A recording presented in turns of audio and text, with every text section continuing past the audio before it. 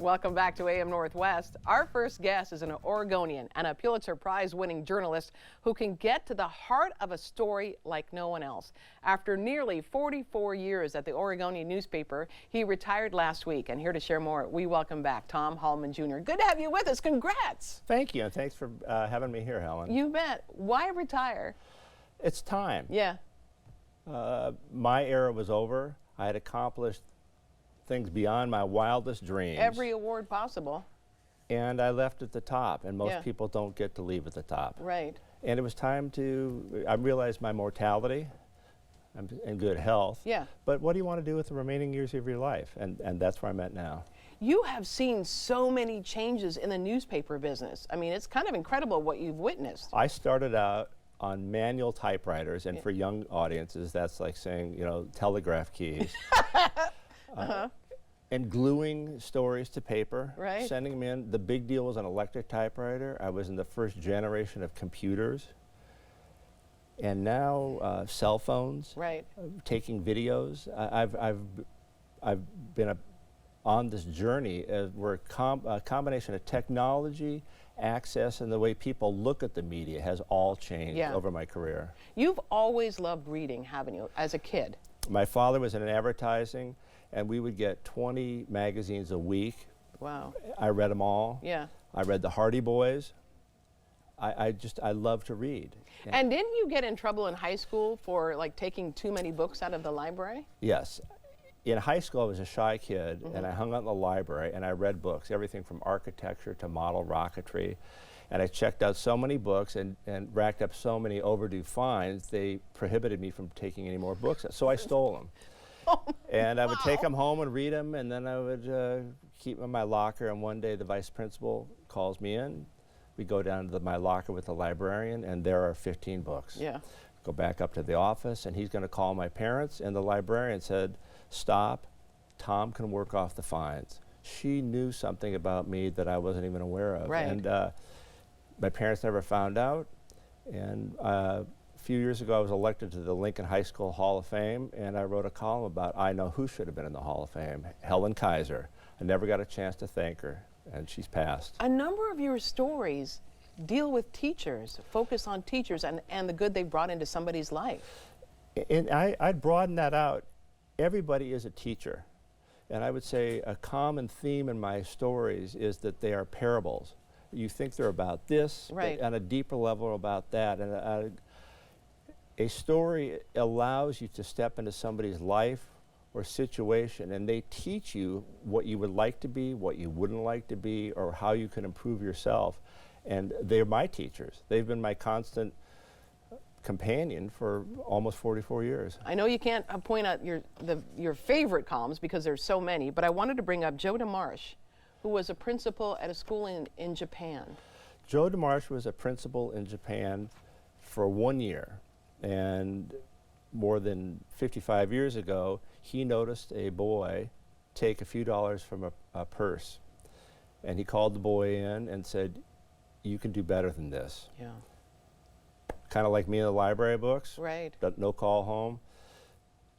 Kid goes on to become a surgeon, a teacher at Stanford, and last year he thought I never thanked the man. Yeah. He tracked down Joe Marsh, went up to Pendleton from San Francisco, saw him on his deathbed, and said thank you. So in all those years, 8 words spoken. And this the difference he made in that young man's life. And George Ting realized that, and he gave a $850,000 scholarship in Joe Marsh's name to the school in Japan. And this, we have a picture here of Joe Marsh's daughter, right? That's Joe Marsh's wife, and that's George Ting at a ceremony in Pendleton where he invited the community to come honor Joe. You get your ideas for stories in all sorts of different ways. And one I wanted to mention was Della's Lost Letter. Della's Lost Letter was a letter that showed up at the Oregonian and nobody knew what to do with it. Right. So somehow it ended up on my desk. And I thought I would write a funny story about a lost letter. One of these things, you know, that shows up decades later. Right. So I go out to see the man with the letter. He doesn't know who it is. And in researching it, I realized that this girl, Della, wrote this letter when she was 16. Her teacher had said, write a letter to yourself in the future, to the class. about what you think, what you hope for. And I wrote about it because Della is all of us at 16. Right. And I tracked her family down as she had died. And it was a beautiful story about the fragility of life and teachers. And I really enjoyed working on that story. You really have this way of persuading people, because you're not talking to celebrities, you're talking to regular people, right? And you have a way of persuading people to talk to you. They've oftentimes never met a reporter before. I would say most people, all of us, this is how we are. Right. I would agree. And by the questions I ask and the response I get as a listener, it starts to go like this. And I enter a person's life and this is where the story is.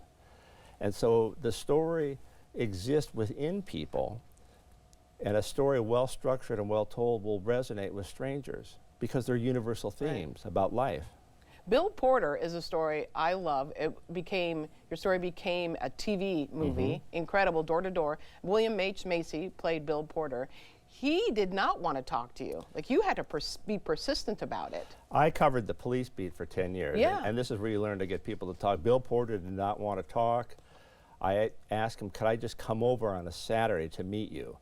And I noticed he had a rotary dial phone and a TV antenna in his house and a fedora. And this was a man who doesn't exist in the modern world. So I talked to Bill and just said, tell me a little bit about people I could talk to. I went and interviewed all the people and then built the story around one day walking with Bill on a route. And I weaved in all the background I knew about the man. And that story, this is pre-internet. That story, I got letters from around the country. That story still resonates with people. Yeah, absolutely. Where do your stories come from? I like to wander around. I like to talk. I think I'm a good listener. I listen and I say, that's a story. Yeah. And I'll give you an example. A couple of years ago, there was a Portland woman who was given these Stations of the Cross from a couple that 40 years ago had found them in a dumpster box in northwest Portland. When the husband died in 2001, the son had to clean out their family home. He finds these, he gives them to his friend in Portland. She's getting ready to take a job at Notre Dame. What does she do with the crosses? She could take them to the Goodwill or she could sell them. Right. She decides to track down where they came from and return them to the church. Wow. And I said, that's a story. Yeah. And it was a beautiful story, the circle of the crosses. Oh, that's beautiful, for sure. And that ran on page 1 of the Oregonian. It's not news. A lot of reaction from around the country because it shows the inherent goodness in people. And that's what I try to, I believe that people have the ability to be teachers, when you get them to open up. Right, absolutely. Would you have imagined when you were a kid delivering newspapers, you said it was the Oregon Journal at the time? Oregon Journal, and I signed up because you would get these promises. You can get a trip to Disneyland. Yeah.